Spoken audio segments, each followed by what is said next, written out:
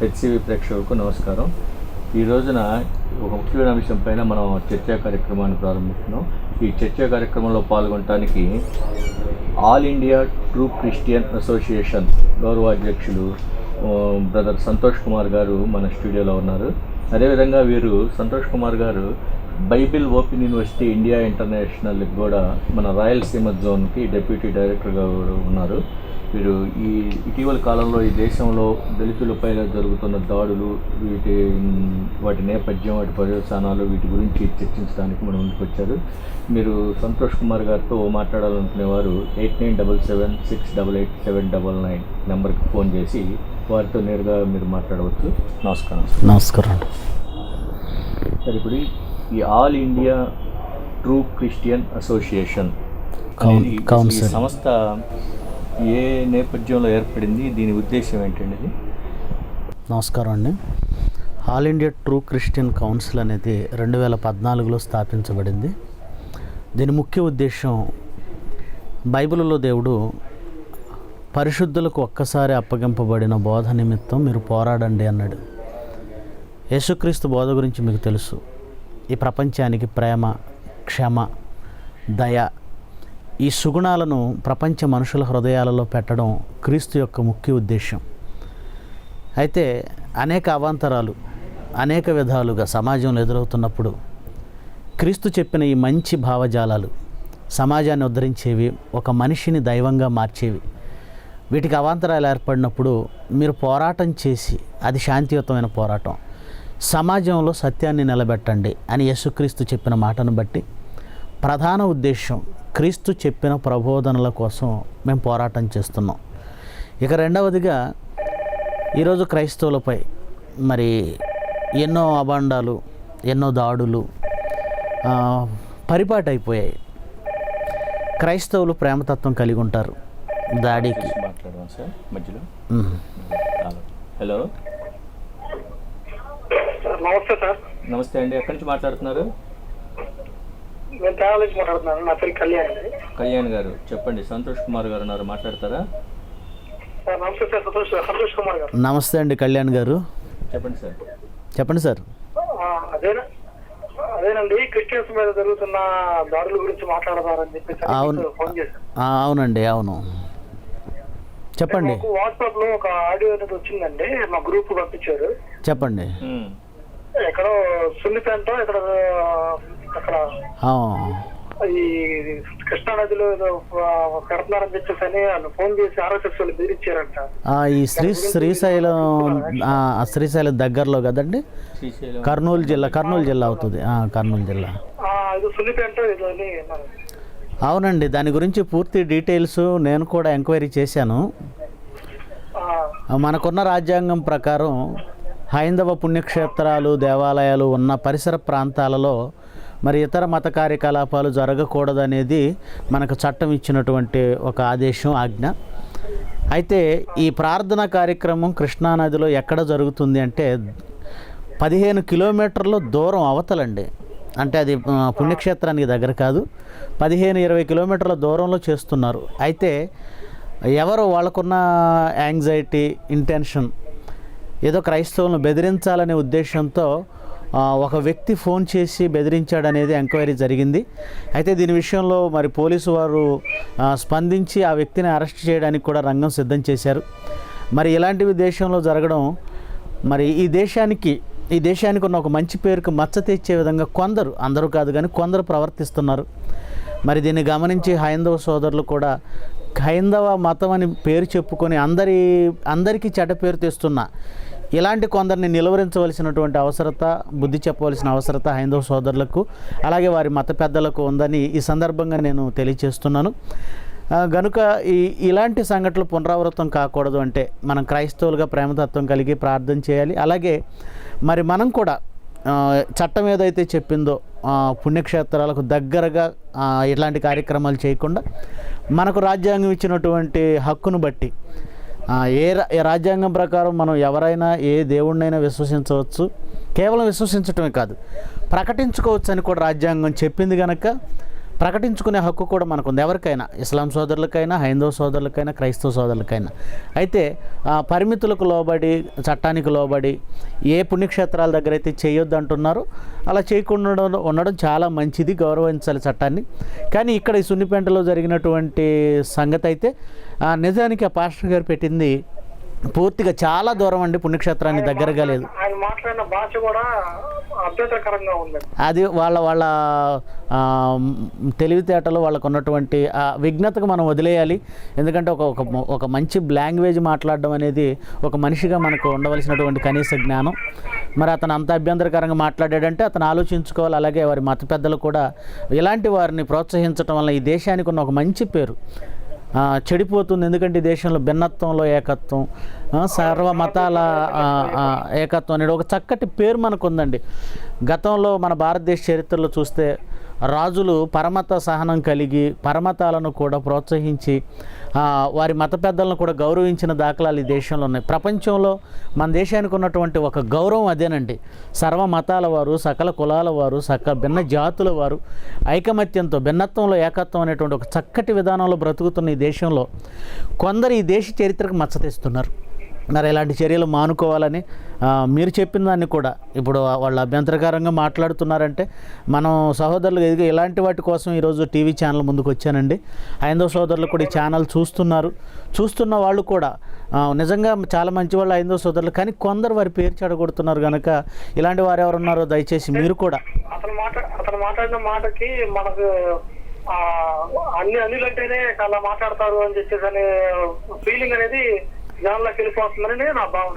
అవునండి, అతని వల్ల కానీ అందరూ అలాంటి వాళ్ళు కాదండి. నాకు పర్సనల్గా చాలా మంది సోదరులు ఖండించాలి మనం. అవును అవును అంతేనండి. అవును నాకు కూడా హైందవ సోదరులు చాలా మంది స్నేహితులు ఉన్నారు, చాలా మంచి వాళ్ళు ఉన్నారు. చక్కగా మర్యాదగా ఇంటికి పిలిచి ఆహ్వానించి గౌరవించడం ఇవన్నీ చాలా మంచిగా ఉంటారు. కానీ ఇదిగో ఇలాంటి వాళ్ళు కొందరు, చాలా తక్కువ మంది ఉన్నారు. ఇలాంటి వారి వల్లనే అందరికీ చెడ్డ పేరు వస్తుంది కనుక తప్పనిసరిగా మనం అంతా ఖండించాలి దాన్ని. ఓకే, థ్యాంక్ యూ అండి, థ్యాంక్ యూ కళ్యాణ్ గారు. ఈ అసోసియేషన్ ఇట్లా ఆ నేపథ్యంలో మీరు 2014లో ఇది చేసేసి. అవునండి. ఇక ఈ ఆల్ ఇండియా విశాఖపట్నం ప్రధాన కేంద్రంగా జయశాలి పిడి సుందరరావు గారు దీని ఫౌండర్గా ఉన్నారు. ఇక తర్వాత all India true Christian council ప్రధాన ఆశయాలు ఏమిటి అంటే ముఖ్యంగా ఇది సుమారుగా మన దేశంలో 8 రాష్ట్రాల్లో విస్తృతంగా ఉంది. మిగిలిన రాష్ట్రాల్లో ప్రారంభమైంది, ఇప్పుడే ప్రారంభమైంది. 8 రాష్ట్రాల్లో విస్తృతంగా ఈ కార్యక్రమాలు కొనసాగుతూ ఉన్నాయి.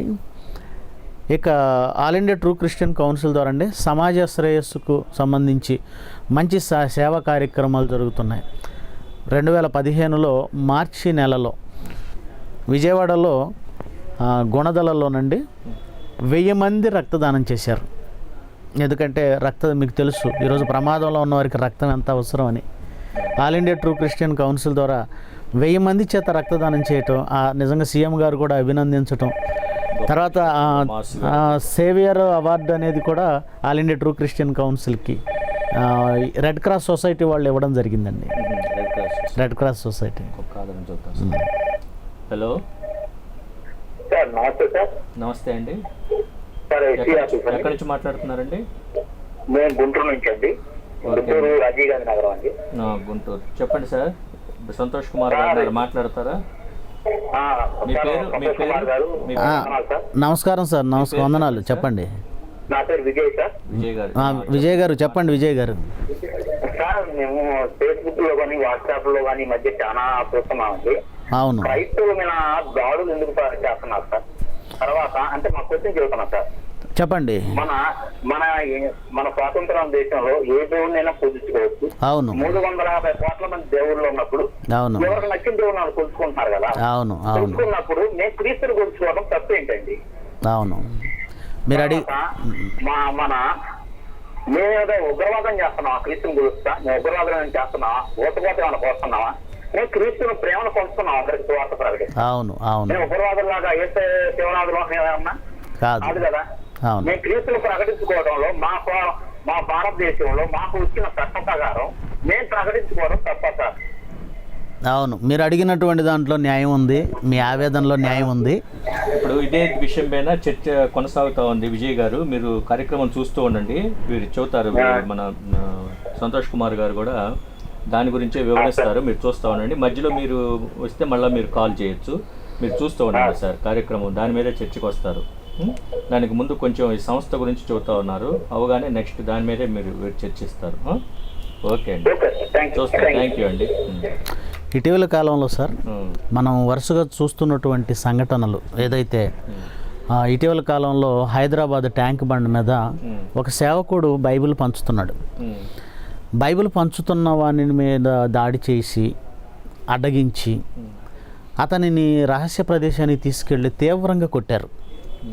అంతేకాదు తెలంగాణలో కూడా కరీంనగర్ జిల్లాలో కేవలం స్త్రీలు చంటి బిడ్డలను వేసుకొని కరపత్రికలు పంచుతున్నారు. కరపత్రిక అనేది క్రీస్తు ప్రేమను గురించి తెలపడానికి వాళ్ళు వ్రాసినటువంటి కొన్ని అంశాలు. ఒకవేళ మనకు ఇష్టం లేదనుకోండి, దాన్ని వద్దని ప్రక్కన పెట్టచ్చు, తీసుకోకుండాను ఉండొచ్చు. మీరు ఎందుకు పంచాలి అని దాడి చేయడం అనేది ఇది అవమాననీయమను. ఆ రాజ్యాంగాన్ని ఒక రకంగా చెప్పాలంటే రాజ్యాంగానికి వ్యతిరేకంగా పనిచేస్తున్నారు వీళ్ళు. రాజ్యాంగం ఒక హక్కు కల్పించింది అంటే ఆ హక్కును కాల రాసేటువంటి అధికారం ఇంకెవరికీ లేదు. రాజ్యాంగం కల్పించిన హక్కులో స్వేచ్ఛ ఉంది, వాక్ స్వాతంత్ర్యం ఉంది. వాక్ స్వాతంత్ర్యం ఉన్నప్పుడు నా దేవుడి గురించి నేను చెప్పొచ్చు, అలాగే ఎవరి దేవుడి గురించైనా వాళ్ళు చెప్పొచ్చు. రాజ్యాంగం ఇచ్చిన ఒక స్వేచ్ఛను భంగపరిచి ఆ హక్కును కాలరాయటం కూడా రాజ్యాంగ ధిక్కరణ అవుతుంది. బాధాకరమైన విషయం ఏమిటంటేనండి, ఇలాంటివి జరుగుతున్నప్పుడు ప్రభుత్వ అధికారులు, పోలీసు వ్యవస్థ వెంటనే యాక్షన్ తీసుకొని, ఇదిగో పలానా చోట ఇలా జరిగింది రాజ్యాంగానికి వ్యతిరేకంగా, క్రైస్తవ సోదరులు ఎవరు విదేశీయులేం కాదు కదా, భారతీయులు, ఇది ఒక ఆధార్ కార్డు మీరు చూడండి, ఒకటే ఆ క్రైస్తవులకైనా ఇస్లాం వాళ్ళకైనా ఈరోజు భారతీయులు అనడానికి ఈరోజు ఒక పౌరసత్వం ఈ దేశంలో మనకుంది. మనం మొదటి నుంచి ఇక్కడ ఉన్నవాళ్ళం. భారత రాజ్యాంగం కల్పించినటువంటి హక్కు ఎవరినైనా విశ్వసించవచ్చు. అలాంటిది ఒక రాజ్యాంగం మనకిచ్చిన హక్కును కాలరాస్తున్న కొందరి విషయంలో కఠినమైనటువంటి ఒక నిర్ణయం తీసుకొని పోలీసు వ్యవస్థ, ఇదిగో పలానా చోట ఇలా జరిగింది, వెంటనే మేము ఇలా యాక్షన్ తీసుకున్నాం అని వెంటనే ప్రజలకు చూపించగలిగితే, ఇటు క్రైస్తవుల్లో పెరిగిపోతున్నటువంటి ఆ మనసులో ఉన్నటువంటి అభద్రతా భావాన్ని మనం తీసేసిన వాళ్ళం అవుతాం. ఇక రెండవది, మీరు ఎందుకు కరపత్రాలు పంచుతున్నారు, ఎందుకు యేసుక్రీస్తును ప్రకటిస్తున్నారు, ఎందుకు బైబిల్ పంచుతున్నారని అక్కసుతో ఈర్ష్యతో ఈ దాడులు చేసే వాళ్ళకు కూడా ఒక భయం ఉంటుంది. ఈ రాజ్యాంగాన్ని మనం గౌరవించాలి, ఈ చట్టాలు ఊరుకోవు, ప్రభుత్వం అధికారులు ఊరుకోరు రాజ్యాంగానికి వ్యతిరేకంగా చేస్తే. కానీ రోజు రోజుకి పెరుగుతున్నాయంటే నేను మరి ప్రభుత్వాన్ని కూడా అడగదలుచుకున్నాను. బాధాకరం ఏంటంటే తెలంగాణలో ఈ ఇష్యూ జరిగినప్పుడు ముఖ్యమంత్రి చంద్రబాబు నాయుడు గారు కానీ అలాగే కేసీఆర్ గారు కానీ ఒక గట్టి వార్నింగ్, ఒక స్టేట్మెంట్ ఇవ్వలేకపోయారు క్రైస్తవుల పక్షాన. అంటే కేవలం ఓటు బ్యాంకుగా క్రైస్తవులను చూస్తున్నారా అనేటువంటి ఒక బాధ అయితే మా మనసులో ఉంది. రెండోది, యేసుక్రీస్తును ప్రకటించుకోవడం ఎలా నేరం అవుతుంది, యేసుక్రీస్తును నమ్మడం ఎలా నేరం అవుతుంది? ఈరోజు క్రైస్తవులు దేశంలో ఎంత సేవ చేశారో చరిత్ర తెలిసినటువంటి పెద్దలు ఎవరికైనా, ఈ దేశంలో గొప్ప గొప్ప చదువులు చదివి గొప్ప పదవులను అలంకరించి ప్రధానమంత్రి, రాష్ట్రపతి స్థాయి వరకు వెళ్ళిన వాళ్ళు క్రైస్తవ ఇన్స్టిట్యూట్స్లో చదువుకున్న వాళ్ళే. అద్వానీ గారు చెప్పారు. అద్వానీ గారు ఏం చెప్పారంటే, నేను క్రైస్తవ ఇన్స్టిట్యూట్లో చదివాను. సంస్థలు ఇప్పటికి కూడా చాలా, ఇప్పటికీ మిషనరీ సంస్థలు, ఒకనాడు భారతదేశానికి విద్య అనేది లేనప్పుడు ఇప్పటికీ మిషనరీ సంస్థల్లో ఫ్రీ అండి. మిషనరీ సంస్థలు, స్టాండర్డ్ ఆఫ్ ఎడ్యుకేషన్, మిషనరీ సంస్థలు చేసినటువంటి సేవ అండి. ఇటు విద్యారంగంలో కానీ ఇటు వైద్య రంగంలో కానీ ఎన్ని మిషనరీ హాస్పిటల్స్ ఉన్నాయండి ఈ దేశంలో, ఎన్ని మిషనరీ హాస్పిటల్స్. ఆ సేవను ఎందుకు గుర్తించటం లేదు? క్రీస్తు ప్రేమ గురించి తప్ప మరొకటండి. ఈ మధ్యకాలంలో నేను కరపత్రిక చూశాను. బైబిల్లో వాళ్ళకి అర్థం కాని ఏవో తీసుకొని అతి దారుణంగా దాన్ని వక్రీకరించి కరపత్రిక సృష్టించి, ఇప్పటికే నా బైబిల్లో ఉంది, ఇప్పుడు కూడా ఉంది. కరపత్రిక సృష్టించి బైబిల్ గురించి, దేవుడి గురించి, క్రైస్తవి గురించి అతి హేళనగా వ్రాశారు. ఆ కరపత్రికలు పంచుతున్నారు. ఇప్పుడు క్రైస్తవులు పంచే కరపత్రికలలో హైందవ సోదరులు కానీ ఇస్లాం సోదరులు కానీ వాళ్ళు నమ్ముకున్న గ్రంథాలను కానీ వాళ్ళు నమ్ముకున్నటువంటి దేవుణ్ణి కానీ కించపరిచే ఒక్క పదం కూడా కనపడదండి. కేవలం క్రీస్తు ప్రేమ చెప్పి మీరు క్రీస్తుని అంగీకరించండి అంతే. ఇప్పుడు అంగీకరిస్తారు, లేకపోతే లేదు. ఇప్పుడు నువ్వేసినటువంటి కరపత్రం చూస్తే ఇది ఆక్షేపణీయం. ఎందుకంటే ఇతర మతాలను కానీ వారి విశ్వాసాలను కానీ కించపరచకూడదు, భంగపరచకూడదని రాజ్యాంగం చెప్పింది. అతి దారుణమైనటువంటి పని వాళ్ళు చేస్తూ క్రీస్తుని అంగీకరించమని చెప్పినటువంటి కరపత్రం నీకు ఇష్టం లేకపోతే అంగీకరించవద్దు, బలవంతం ఏముంది? కనుక ఇలాంటివి మరి మీ మీడియా ద్వారా వాళ్ళు కూడా వింటున్నారని నేను ఆశపడుతున్నానండి. వాళ్ళ మనసు మారాలి. ఇప్పుడు ఈ క్రైస్తవుల మీద ఏదైతే కొంచెం దాడులు జరుగుతున్నాయో అంటే ఒక విధమైన దీన్ని ఒక అణచివేతగానే మీరు భావించవచ్చా? మీరు అణచివేత అనేది నిజంగా అండి దేశంలో మేధావులు అనబడిన వాళ్ళు కానీ పెద్దలు కానీ స్వాతంత్ర సమరయోధులు కానీ వాళ్ళు ఎప్పుడూ ఆ పని చేయలేదండి. గాంధీ మహాత్ముడు లాంటి మంచి వాళ్ళు ఉన్నారు. అలాగే. హలో, నమస్కారం. నమస్కారం అండి. ఎక్కడి నుంచి మాట్లాడుతున్నారు? నేను సంజయరావు నుంచి మాట్లాడుతున్నాను. ఏ ఊరండి? గుంటూరు సంజయరావు నుంచి. చెప్పండి సార్, మీ పేరు? నా పేరు విజయ్ కుమార్. చెప్పండి సార్. సంతోష్ కుమార్ గారు మాట్లాడతారా? నవేంద్ర అన్న మాది. ఓకే, చెప్పండి సార్. చెప్పండి సార్. విజయ్ కుమార్ గారు అనే నాకు ఒక ప్రశ్న. చెప్పండి. బైబిల్ పంచితే మత మార్పిడి అన్నప్పుడు మరి నరేంద్ర మోడీ గారి ప్రధాని అమెరికా అధ్యక్షుడు ఒబామా గారికి ఒక బైబిల్ ఇచ్చారు. అవును, అన్నిదే. అది మత మార్పిడి అనిపిస్తుంది అంటారా? ఒకటి నా మాట వినండి పూర్తిగా. అవును, అది ఒకటి. ఈ మధ్య అమెరికా సెనెట్ లో ఒక భారతీయ స్త్రీ భగవద్గీత మీద ప్రమాణం చేసి తన యొక్క పదవిని తీసుకున్నారు. ఓకే. అమెరికా క్రిస్టియన్ దేశం అందుకున్నప్పుడు మరి వాళ్ళు బైబిల్ మీద చేయించారు కానీ భగవద్గీత మీద చేయించిన వాళ్ళు సాధారణంగా ఆహ్వానించినప్పుడు అవును భారతదేశంలో ఉన్న ఈ హిందూ మతోన్మాదులు, ఈ మత ఉగ్రవాదులు ఎందుకు ఇలా వ్యతిరేకిపోతున్నారు అంటే కనీసం మరి మనం చేస్తున్నది రైట్ అయినప్పుడు వాళ్ళు చేస్తున్నది తప్పు ఎలా అవుతుందని ఎందుకు ఆలోచించట్లేదు? ఒకసారి మీరు ప్రజానికానికి తెలియజేస్తే చాలా బాగుంటుందని మేము ఆశిస్తున్నాము. మంచిదండి, మీరు అన్నది 100% రైట్. అది అమెరికాలోనే కాదు, ఆయన ఏ దేశానికి వెళ్ళినా భగవద్గీత ఇచ్చొస్తున్నాడు మన ప్రధానమంత్రి నరేంద్ర మోడీ గారు. దాన్ని ఎవరూ తప్పు పట్టడం లేదు. ఇప్పుడు ఒక ధర్మాన్ని ఇదిగో మా ధర్మం ఇదండి, ఇది మంచి ధర్మం అని ఇస్తున్నప్పుడు స్వీకరించే మంచి మనసు వాళ్ళకు ఉంది. అలాగే ఒక స్వామి గారు ట్యాంక్ బండ్ మీద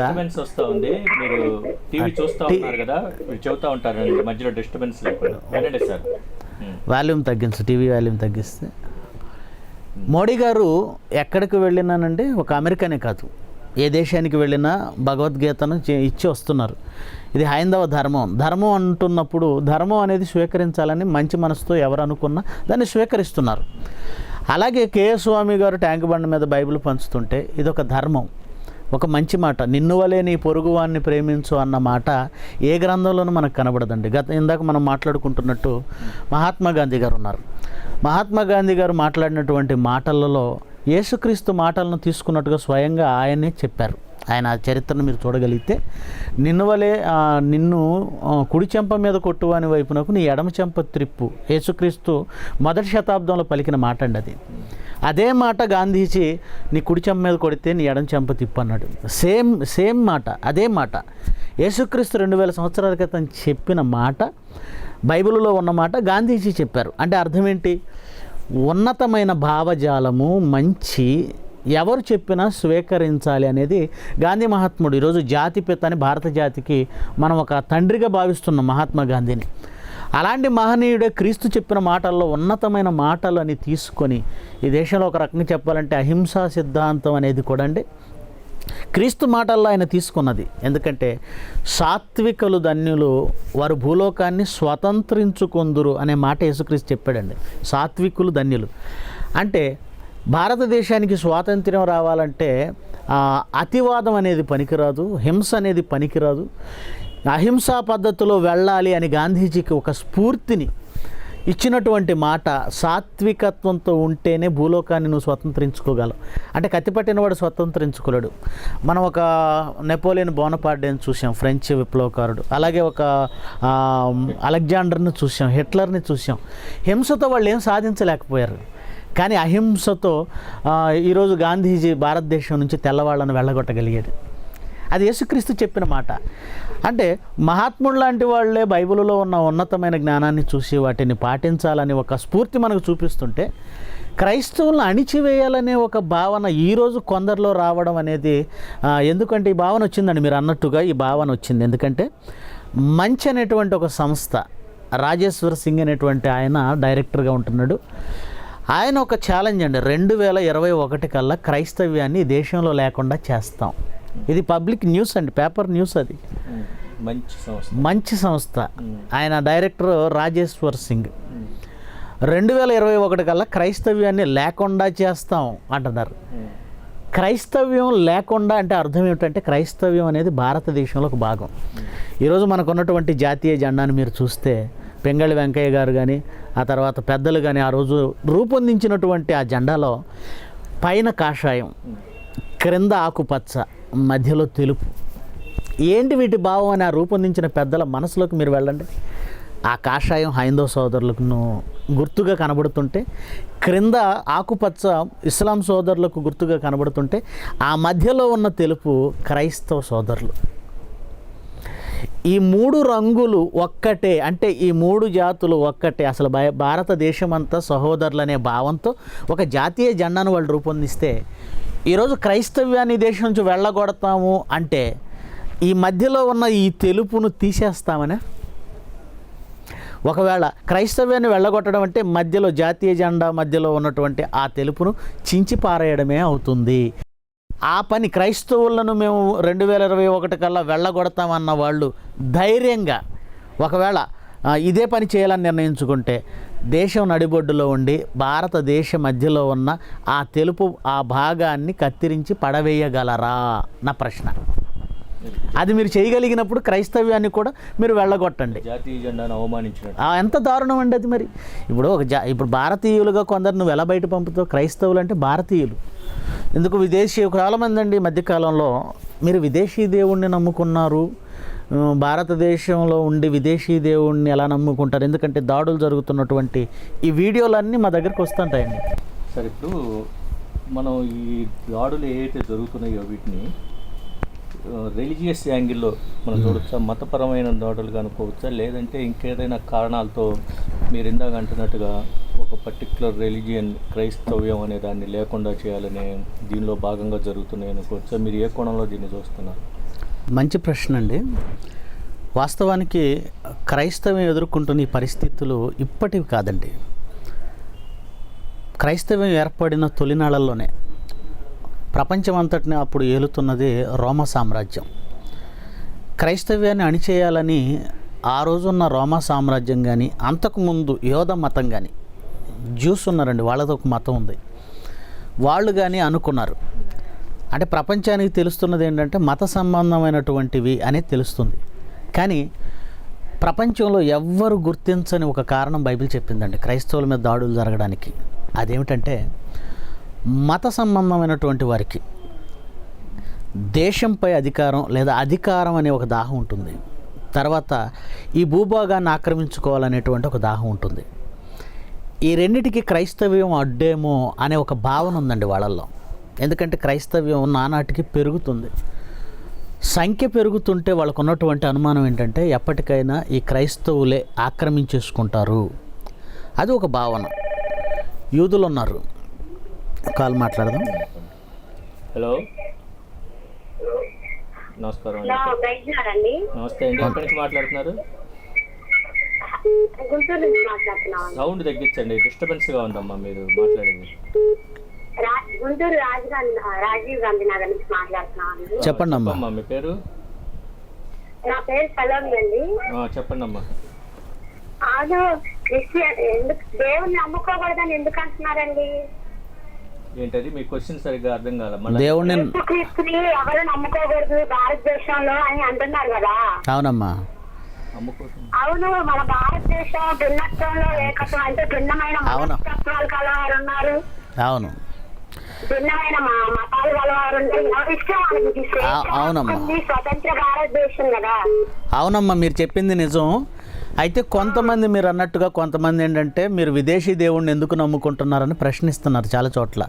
మన దేశం ఉంది, మన దేశం, మీ దేశపు గాలి పీలుస్తున్నారు, ఈ దేశపు గాలి పీలుస్తున్నారు, ఈ దేశం నీరు తాగుతున్నారు, మీరు విదేశీ దేవుణ్ణి ఎందుకు నమ్ముకుంటున్నారు అనే కోణంలో చాలామంది ప్రశ్నిస్తున్నారు. ఆ వీడియోలు ఉన్నాయి కనుక మీరు ఆ ప్రశ్న అడిగారు, నాకు అర్థమైందమ్మా.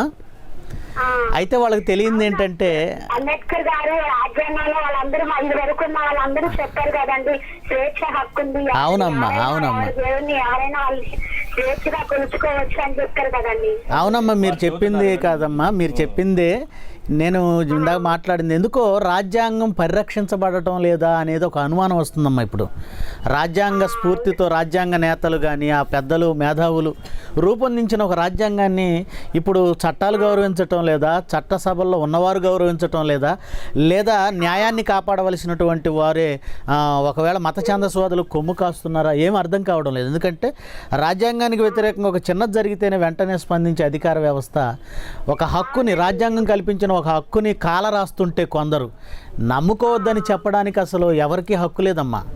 ఫలానా దేవుడిని నువ్వు, ఎందుకంటే దేవుడు అంటే దేశానికి చెందినవాడు కాదు, ఒక ప్రాంతానికి చెందినవాడు కాదు. దేశానికి ఒక ప్రధానమంత్రి ఉంటాడంటే ఓకే, రాష్ట్రానికి ఒక ముఖ్యమంత్రి ఉంటాడంటే ఓకే, దేశానికి ఒక దేవుడు ఉంటాడంటే అది అలా ఎంత అపహాస్యం అంటే అది. ఒకనాడు పాకిస్తాన్ ఇండియా విడిపోలేదమ్మా, కలిసే ఉన్నాయి, మీకు తెలుసు కదా. పాకిస్తాన్ ఇండియా కలిసి ఉన్నప్పుడు ఆ మొత్తానికి ఒక దేవుడు ఉన్నాడు, ఓకే. పాకిస్తాన్ విడిపోయిన తర్వాత వెంటనే దేశం విడిపోయింది కనుక కొత్త దేవుడు పుట్టుకు రావాలా? మీకు అర్థమైంది కదా. కనుక కొందరు మత ఛాందస్వాదులు, కొందరు, మనం అందరం అనకూడదు, కొందరు కనీస జ్ఞానం లేకుండా ప్రవర్తిస్తున్నారమ్మా. అదే ఎపిసోడ్లో అవునమ్మా, అవునమ్మా, మీలాంటి వాళ్ళందరి అవునమ్మా, ఈ దేశాన్ని మనం గౌరవిస్తున్నాం, మన దేశం అని గుండెల మీద చేసుకొని చెబుతున్నాం. భారతీయులుగా మనం ఏ విధులు నిర్వహించాలో అవి నిర్వహిస్తున్నాం. అలాగే భారతీయులుగా మనకు ఎలాంటి హక్కులు ఉన్నాయో ఆ హక్కులు కూడా కావాలని కోరుకుంటున్నాం. చాలా చాలా సంతోషం అమ్మా, వందనాలు. మీ అందరి గొంతుకు వినిపించడానికే ఈరోజు హెచ్సివి ఛానల్ ముందు కూర్చున్నాను. వాళ్ళు కూడా మంచి అవకాశం ఇచ్చారు, వాళ్ళకి ధన్యవాదాలు తెలుపుదామమ్మా. చాలా సంతోషం. వెల్కమ్ వెల్కమ్ తల్లి, వెల్కమ్. ఇక ఈ మతం అనేటువంటిదండి వాళ్ళు ఎందుకు ఆలోచిస్తున్నారు అంటే, క్రీస్తును మొదటి శతాబ్దంలో క్రీస్తు భావాలు, ఆయన ప్రకటనలు, ఆయన చేసిన స్వస్థతలు, ఆయన చెబుతున్న జ్ఞానానికి ఆ రోజు యోధ మతాన్ని విడిచిపెట్టి కొన్ని లక్షల మంది ఆయన వైపు వచ్చారండి. అప్పుడు వాళ్ళు చేసిన ఆలోచన ఏంటంటే, ఇలాగే ప్రజలు ఆయన వెంట వెళ్ళిపోతే మనకు అధికారం ఉండదు, ఈ భూమి ఉండదు. అంటే మతం వెనక రెండు ఉంటాయండి. నిర్మోహమాటంగా చెప్తున్నాను, క్రైస్తవ్యం మతం కాదు. ఫస్ట్ ఆఫ్ ఆల్ క్రైస్తవ్యం మతం కాదు. ఈ భూమి మీద మతం అని చెప్పుకునే దేని వెనకైనా ముందు దేవుడు కనబడతాడు, కానీ దాని వెనక అధికార దాహం ఒకటి, భూదాహం ఒకటి, రెండు ఉంటాయండి. మీరు చరిత్రను చూడండి. ఒక పాలస్తీనా భూభాగం గురించి కొట్టుకున్న ఒక ఇజ్రాయెల్, ఒక ఇస్లాం, వీళ్ళిద్దరూ ఎందుకు మతపరమైన దాడులు చేసుకున్నారు అంటే భూభాగం కారణం, అధికారం కారణం. ఇప్పటికీ ఉగ్రవాద దాడులు జరుగుతున్నాయి ప్రపంచంలో. ఏంటి వాళ్ళకి ఏం కావాలి? దేవుడా, మతమా? దేవుడు అయితే దేవుడు ఎవరు కూడా అంటే భూభాగం గురించి ఆలోచించమనరు. ఎందుకంటే యేసుక్రీస్తు చెప్పిన మాట, మీరు ఈ లోక సంబంధులు కాదు, ఇక్కడ అధికారమే వద్దు, మీరు పైన వాటి మీద మనసు పెట్టుకోండి అన్నాడు. మనం ఆత్మలో మరణించిన తర్వాత మరో జీవితం ఉంది, అది. అంతేగాని ఈ భూమి మీద అధికారం కోసము, అలాగే ఈ భూభాగం కోసము పోరాటం చేసే ఆ భావాలు నిజంగా దేవుని దగ్గర ఉండవండి. దేవుడైతే చెప్పడవి. మతం వెనక ఈ రెండు ఉన్నాయి. ఈరోజు భారతదేశంలో కూడా క్రైస్తవులు పెరిగిన, ఇస్లాం వాళ్ళు పెరిగిన, మా అధికారానికి అడ్డు అనే ఒక భావన కొందరిలో చోటు చేసుకుంది. దేవుణ్ణి ముందు చూపిస్తున్నారు, దేవుడంటే భక్తి కలిగినటువంటి కొందరిని రెచ్చగొడుతున్నారు.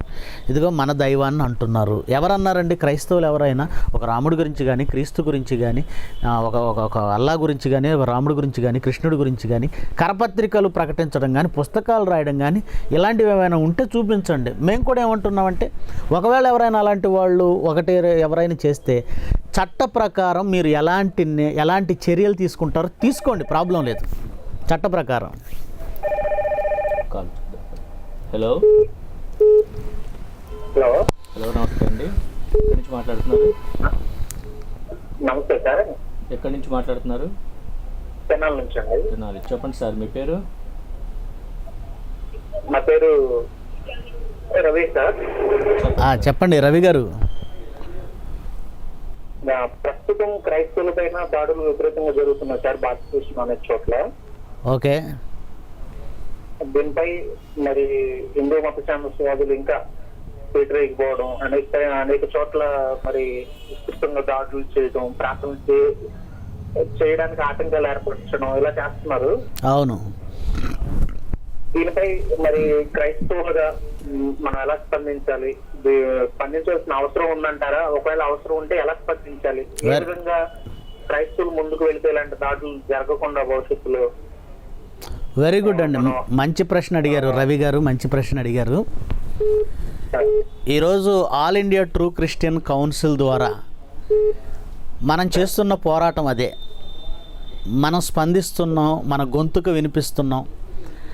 మనం ఏ విధంగా స్పందించాలి అంటే రాజ్యాంగానికి లోబడి మనం స్పందిస్తున్నాం. ఈరోజు మన స్పందన తెలియచేస్తున్నాం. ఎలాగూ శాంతియుతంగా ర్యాలీలు చేస్తున్నాం, శాంతియుతంగా ప్రజల మధ్యకు వెళుతున్నాం, మన వినతి పత్రాలు ప్రభుత్వాధికారులకు అందిస్తున్నాం. ఈ విధంగా మనం పోరాటం చేస్తూ మన యొక్క నిరసనను తెలియజేస్తున్నాం. ఇంతకు మించి మనం హింసాయుతంగా కానీ లేదా మరొక విధంగా కానీ ఎటువంటి చర్యలకు పాల్పడకూడదు. అది క్రైస్తవం ఎప్పుడూ చేయలేదు, యేసుక్రీస్తు చెప్పలేదు. అలాగని ఏదో కేవలం ప్రార్థన చేసి ఊరుకుందాం అనే ధోరణి కూడా తప్పే. ఎందుకంటే యేసుక్రీస్తు చెప్పిన మాట విశ్వసించండి, అలాగే క్రియలు కూడా చేయండి. క్రియలు లేని విశ్వాసము మృతము అన్నాడు. అపోస్తులుడైన పౌలు కూడా తనను అన్యాయంగా బంధించి తనను అన్యాయంగా శిక్షించాలనుకున్న వారిని చట్టాన్ని ఉపయోగించి అడుగుతాడు.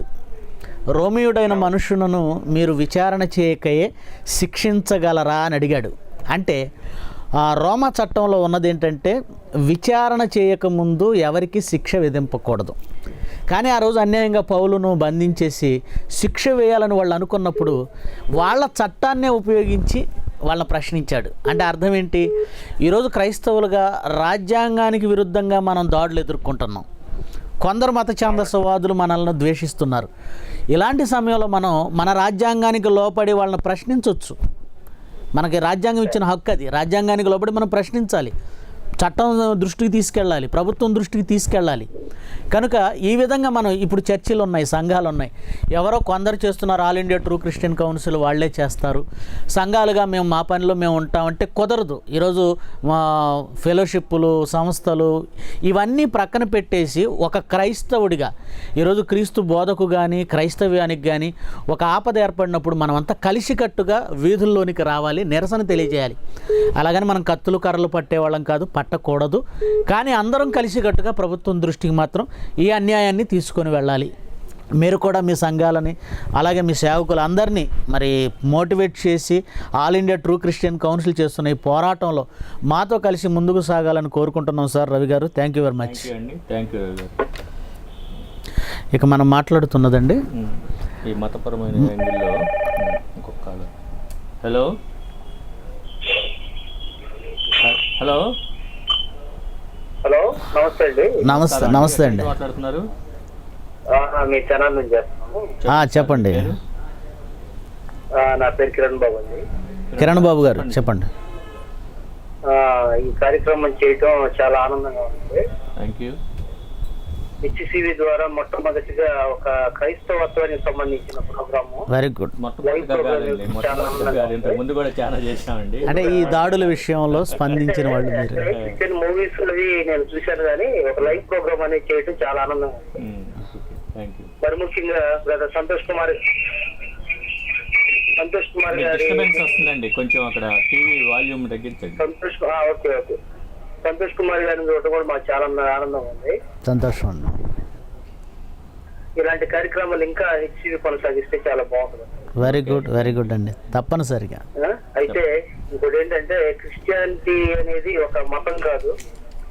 అవునండి. క్రీస్తు ఏదైతే చూపించారో ఆ మార్గాన్ని మనం అందరం కలిసి దాన్ని ముందుకు తీసుకెళ్లాలని నా యొక్క సలహా ఇస్తున్నానండి. చాలా సంతోషం అండి. కార్యక్రమాలు ఇంకా సంతోష్ కుమార్ గారు మీరు చేయాలని చెప్పి మనస్ఫూర్తిగా అభినందిస్తూ ఈ కార్యక్రమానికి ఇచ్చేసినందుకు చాలా సంతోషం సార్. మేము కోరుకునేది కూడా, మిమ్మల్ని కోరుకునేది ఆల్ ఇండియా క్రిస్టియన్ కౌన్సిల్ ద్వారా మీరు చెప్పాలనుకున్న విషయాలు కొంచెం ప్రేక్షకులకు తెలియజేయండి. ఓకే, చాలా సంతోషం. మేము కోరుకునేది కూడా ఒకటే. థ్యాంక్ యూ కిరణ్ బాబు గారు, thank you. All India true Christian కౌన్సిల్కి మీరంతా వెన్నుదన్నుగా నిలిస్తే ఈ పోరాటంలో మేము ముందుంటాం. ఒకవేళ ఈ పోరాటంలో మేము దెబ్బలు తినవలసి వస్తే ఆ దెబ్బ ముందు మా మీద పడుతుంది. ఒకవేళ తుపాకీ గుండుకు ఎదురు నిలవాలంటే మొదట మేమే నిలుస్తాం. గనుక హలో, నమస్కారం సార్. నమస్కారం అండి. ఎక్కడి నుంచి మాట్లాడుతున్నారు? సార్ చెప్పండి సార్, మీ పేరు? నా పేరు సాంబయ్య అండి. చెప్పండి సార్. కేవలం దాడి చేస్తున్నారు, మనం దాడి చేసిన వాళ్ళు అనుకుంటున్నాం కదా సార్, వాళ్ళు కేవలం అమాయకులు సార్. మనకి క్రైస్తవులతో దాడి చేసేవాళ్ళు కేవలం అమాయకులు. వాళ్ళ వెనక మన కొన్ని శక్తులు జరిపిస్తున్నాయి సార్. వాళ్ళని గమనించాలి. వాళ్ళు తెలుసుకుంటే వాళ్ళు కూడా మన మార్గంలోకి వస్తారు సార్. ఇప్పుడు ఏదైనా శక్తులు చెప్పినట్టు వినేవాళ్ళు అమాయకులు ఎలా అవుతారు మీరు చెప్పేది? లేదు సార్. ఎందుకంటే వాళ్ళు ఏదో చెప్పగలుగుతున్న వాళ్ళు వీళ్ళు ఉంటారు. ఎవరు ఇచ్చేస్తే వాళ్ళకి తిరిగే టైప్ వాళ్ళు. వాళ్ళ కూడా ప్రేర్ చేస్తే వాళ్ళు మనలోకి వస్తారు.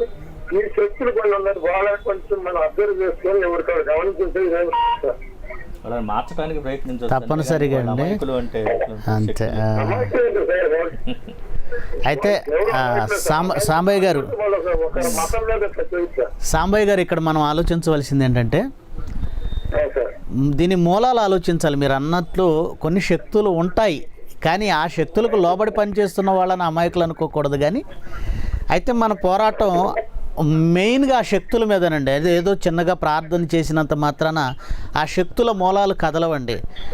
మనం పోరాటంలో కూడా దిగాలి. ఎందుకంటే యుద్ధం యెహోవాదే అన్నాడు దావీదు. యుద్ధం యెహోవాదే అని ఈయనెందుకు ఒడిశలా రాయి పట్టుకొని వెళ్ళాలి?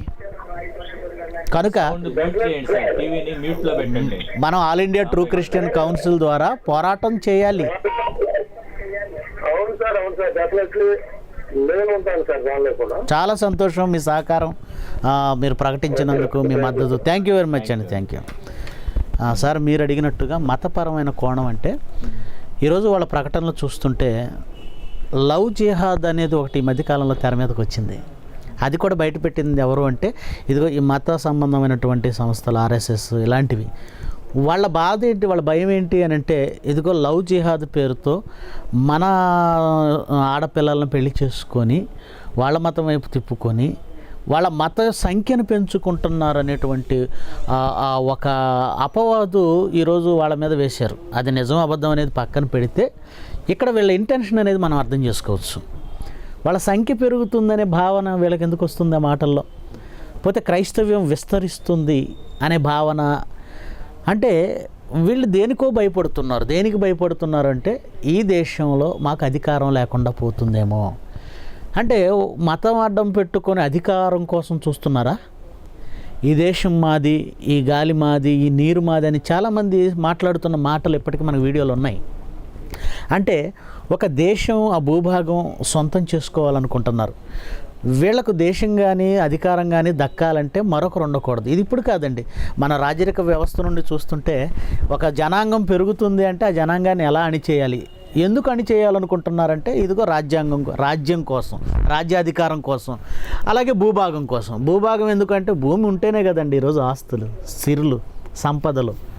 ఈరోజు అదే భూమిలో పెట్రోల్, అదే భూమిలో గ్రానైట్, అదే భూమిలో బొగ్గు, అదే భూమిలో ఖనిజ సంపద. ఒక భూభాగం మన సొంతం అయితేనే మనం సుఖంగా బ్రతకాలి, సిరి సంపదలతో తొలతూగుతాం. కనుక ఈరోజు మతం అనేది దేవుడి పేరు చెప్పి కొందరు మంచి వాళ్ళైన భక్తులకు దేవుడు బొమ్మ చూపించి ఇదిగో పలానా క్రైస్తవులు మన దేవతలను, మన మతాన్ని ఇక్కడ లేకుండా చేస్తున్నారు, మన ఆచారాలు లేకుండా చేస్తున్నారని కొందరిని, అమాయకులైన వారిని రెచ్చగొట్టి అధికార దాహంతో ఉన్న కొందరండి. ఇప్పుడు ఆయన సాంబయ్య గారు మాట్లాడిన దాంట్లో కొంత నిజం లేకపోలేదండి. కొందరు హైందవ సోదరులు ఉంటారండి, దేవుడి దగ్గరికి వెళ్ళి ప్రశాంతత కోసం వెళతారు, మంచి భావాలు ఉంటాయి, ఏదో మంచి కార్యక్రమాలు చేయాలనుకుంటారు. ఈరోజు అలాంటి వాళ్ళ హృదయంలో కూడా అయ్యో మనల్ని అణిచేస్తున్నారా, లేదంటే మన భావాలు, మన ధర్మం అనేది అణిచివేయబడుతుందా, క్రైస్తవులు వచ్చేసి దీన్ని అంతా ఆక్రమించుకుంటున్నారా, క్రైస్తవ్యం పెరిగిపోతూ మన హైందవ ధర్మం లేదంటే మన గ్రంథాలు లేదంటే మన దేవుళ్ళు ఒకవేళ కనుమరుగైపోతారా అనే ఒక భయాన్ని వాళ్ళల్లో పుట్టిస్తున్నారు. ఇక్కడ మీరు ఆలోచిస్తే బలవంతంగా ఎవరి మనసును ఎవరు మార్చలేరండి. అది 100%. బలవంతంగా ఏమంటే నేను ఇప్పుడు వచ్చాను, బైబిలే తీసుకొని వచ్చాను, మీరు మారండి అని మిమ్మల్ని ఏం చెప్పి నేను మార్చగలను? అది ఫూలిష్. అది ఏదో బలవంతంగా మారుస్తున్నారు. బలవంతంగా గుర్రాన్ని నీటి వరకు తీసుకురాగలం, నీళ్లు తాగించడం అనేది ఇక దాని ఇష్టాన్ని బట్టి ఉంటుంది.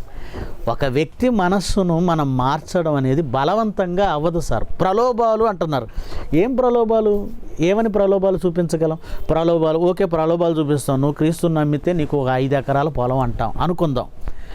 అతను మారుతున్నాడే, అసలు ఎవరు అలా చేయటం లేదు. ఫస్ట్ ఆఫ్ ఆల్ అలా ఎవరు చేయటం లేదు, వాళ్ళ అపోహది. రెండవది, దేనినో ఆశించి అతను వస్తున్నాడంటే నువ్వు ప్రశ్నించవలసింది ఎవరిని? నువ్వు ధర్మం ప్రకటిస్తున్నప్పుడు మనం ధర్మాన్ని ఈ చిన్న చిన్న వాటికి ప్రలోభాలకు లోనై మనం వెళ్ళకూడదనేటువంటి ఒక ఆలోచన నువ్వు నీ ప్రజల్లో కలిగించాలి. అలా కాకుండా ఇప్పుడు ఒక కబడ్డీ, ఒక క్రికెట్ ఉంది, కబడ్డీ ఉందండి. నిజంగా ఒక పోటీ అంటే, ఆరోగ్యకరమైన పోటీ ఏంటంటే ఆ జట్టును ఎదుర్కోవాలి, ఆ టీంని ఎదుర్కోవాలి.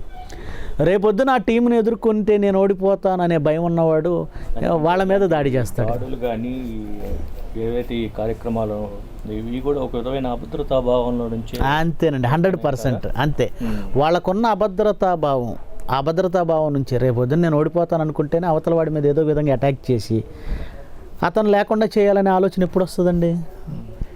కనుక క్రైస్తవ్యాన్ని ఎదుర్కొనే విధానం అది కాదండి. ఎందుకంటే ఎప్పటి నుంచో రాజరికపు వ్యవస్థలు కూడా క్రైస్తవ్యాన్ని అణిచేయాలనుకున్నాయి. ఆ రోమన్ గవర్నమెంట్ ఎంపైరిజం అండి, సీజర్ చక్రవర్తులే క్రైస్తవ్యాన్ని అణచాలనుకుని ఓచకోత కోసారండి. ఇది మతం కాదండి, మనిషి మనస వాచ్య కర్మన అంటారు చూసారా? మనస్ఫూర్తిగా ఒక ధర్మాన్ని నమ్మడం. నిన్ను వలె నీ పొరుగువాన్ని ప్రేమించు. నిన్ను వలె అంటే నువ్వు ఏం కావాలని అనుకుంటావో అది నీ పొరుగువాడికి ఇవ్వు. ఇది ఈ ధర్మం నడిచినప్పుడు అంటే ప్రపంచం అంతా హాయిగా ఉంటుందండి. ఇప్పుడు మనం స్కూల్ ఏజ్లో మనకి స్కూల్లో కానీ లేదంటే కార్యక్రమాల్లో ప్రతిజ్ఞ చేయిస్తారు, మీకు తెలుసు కదండి. భారతదేశము నా జన్మభూమి, భారతీయులందరూ నా సహోదరులు అంటున్నాం. నా సహోదరులు అని చిన్ననాటి నుండి ప్రతిజ్ఞ చేయించిన తర్వాత ఈరోజు క్రైస్తవులు వేరు, హిందువులు వేరు, ముస్లింలు వేరు అనే ఒక భావన ఎలా రెచ్చగొడుతున్నారు. రెండవది, అసలు బైబిల్ దగ్గరికి వచ్చేసరికి బైబిల్ ఏమంటారు తెలుసండి? భారతీయులు మాత్రమేనా నీకు సహోదరులు? ఈ ప్రపంచంలో అందరూ నీకు సహోదరులే. ఎందుకంటే ఈరోజు లేటెస్ట్ సైన్స్, జెనెటికల్ ఇంజనీరింగ్, ఏమంటారు ఆ పరిశోధనలు, వాటి సారం ఏంటంటే ఒకే మనిషి నుంచి, ఒకే తల్లి నుంచి భూమి మీద అందరూ వచ్చారనేది ఈరోజు జెనెటికల్ ఇంజనీరింగ్ మనకు చెబుతున్నటువంటి నగ్న సత్యం. ఒకే తల్లి నుంచి, మైటోకాండ్రియల్ ఈవ్ అని పేరు పెట్టారు దానికి. ఒకే తల్లి నుంచి ఈ భూమి మీద ఉన్న మనుషులందరూ వచ్చారని పరిశోధనలు తేల్చేస్తున్నాయి. అలాంటప్పుడు మనుషులు ఒకరి దగ్గర నుంచే వచ్చారు, కానీ వివిధ ప్రాంతాలకు విస్తరించారు. అలాంటప్పుడు భారతీయులు మాత్రమే నా సహోదరులని మనం అంటున్నాం. భారతీయులు నా సహోదరులు కాదు, ప్రపంచ మనుషులంతా నా సహోదరులు. ఇది క్రీస్తు చెప్పింది. అప్పుడు పాకిస్తాన్ వాడి మీద మనకు బాగుండదు, మన మీద వాడికి బాగుండదు. ఈ మాట అందరూ వింటే మనమంతా అన్నదమ్ములు అనే భావన వస్తే యుద్ధాలు ఎక్కడివి చెప్పండి? అంటే యేసుక్రీస్తు ధర్మం మనుషులు బ్రతకడానికి, మనుషులకు సుభిక్షంగా ఉండడానికి బ్రతికించు, దాన్ని ఇష్టపడినోడు స్వీకరిస్తున్నాడండి. బలవంతం ఎందుకు అందులో? హలో అండి, నమస్తే అండి.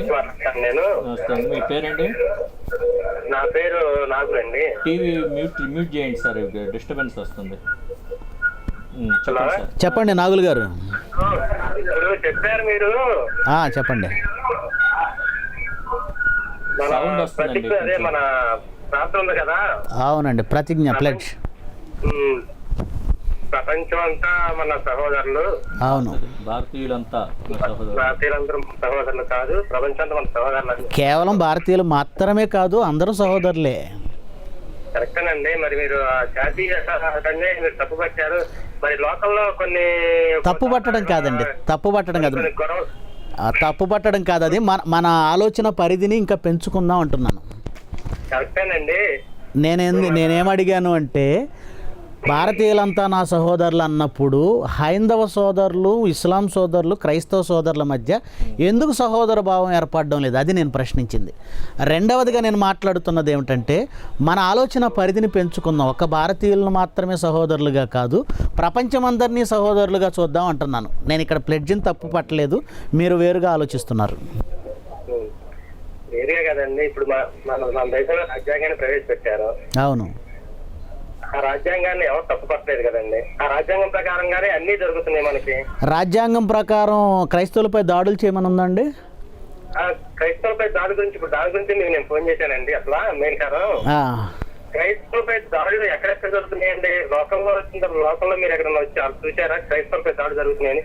దాడులు జరిగినా కూడా మీరు బహుశా ప్రపంచంలో లేరనుకుంటాను. ఇంకా మీరు భారతదేశం నా మాతృభూమి అన్నారు.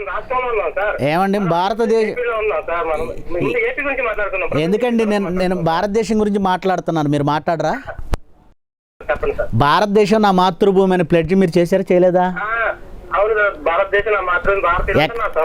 ఏమండి ఎక్కడ నేను కూడా అదే అంటున్నాను.